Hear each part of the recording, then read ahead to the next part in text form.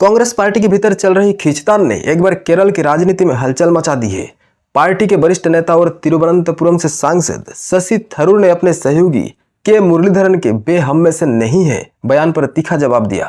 थरूर ने मुरलीधरन के बयान की विश्वसनीयता और उनके पार्टी में पद पर सवाल उठाते हुए कहा, पहले ये बताएं कि इस दावे का आधार क्या है, ये लोग कौन हैं, पार्टी में इनका क्या पद है। ये विवाद राष्ट्रीय सुरक्षा और पार्टी निष्ठा को लेकर थरूर के हालिया बयानों से शुरू हुआ, जिसने केरल कांग्रेस इकाई में तनाव को और बढ़ा दिया है।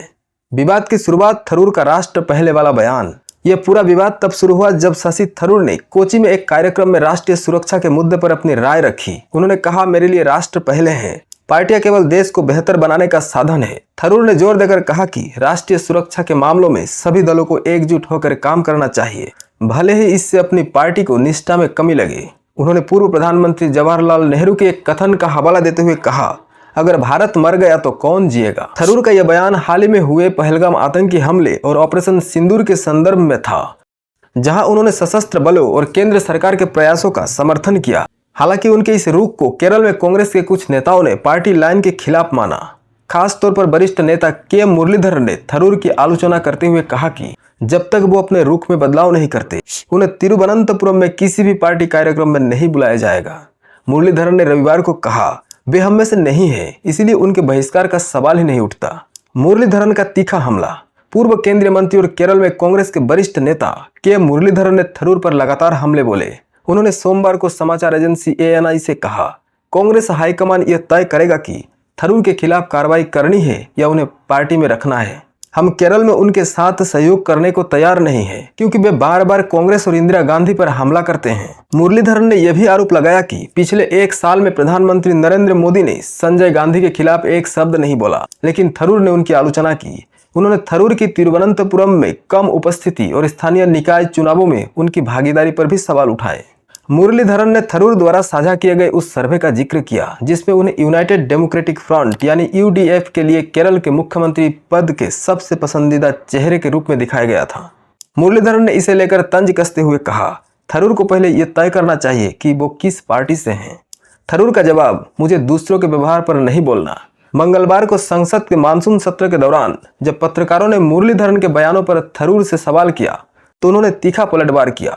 थरूर ने कहा, जो लोग ऐसा कह रहे हैं उनके पास ऐसा कहने का कोई आधार होना चाहिए। वे कौन हैं, उनके पार्टी में क्या स्थिति है, मैं ये जानना चाहूँगा। दूसरों के व्यवहार को समझाने के लिए मुझसे न पूछें, उनके व्यवहार पर उनसे बात करें। मैं केवल अपने व्यवहार के बारे में बोल सकता हूँ। थरूर ने यह भी साफ किया कि वे कांग्रेस के प्रति वफादार हैं और उनकी टिप्पणियां राष्ट्रीय हित को ध्यान में रख कर की गई है।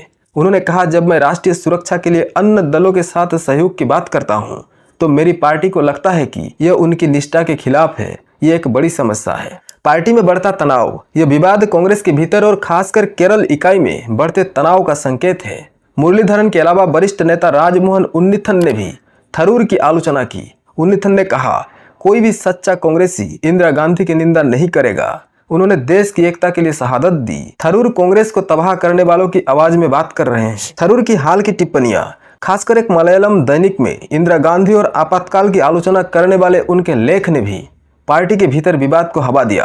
कुछ नेताओं का मानना है कि थरूर की टिप्पणियां पार्टी को रक्षात्मक स्थिति में ला रही है। इसके अलावा थरूर का ऑपरेशन सिंदूर और केंद्र सरकार के कुछ कदमों की तारीफ करना भी पार्टी के कुछ नेताओं को नागवार गुजरा।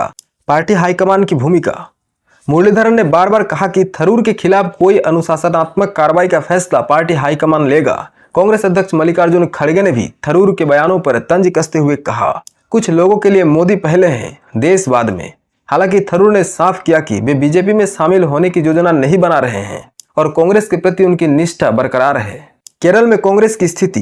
केरल में 2026 की विधानसभा चुनाव से पहले ये विवाद कांग्रेस के लिए नई चुनौतियां खड़ी कर सकता है। थरूर केरल के एक लोकप्रिय चेहरा हैं। उनके और स्थानीय नेतृत्व के बीच यह तनाव पार्टी की एकता को प्रभावित कर सकता है। मुरलीधरन और उन्नीथन जैसे नेताओं का मानना है कि थरूर का रुख पार्टी की विचारधारा और ऐतिहासिक विरासत के खिलाफ है।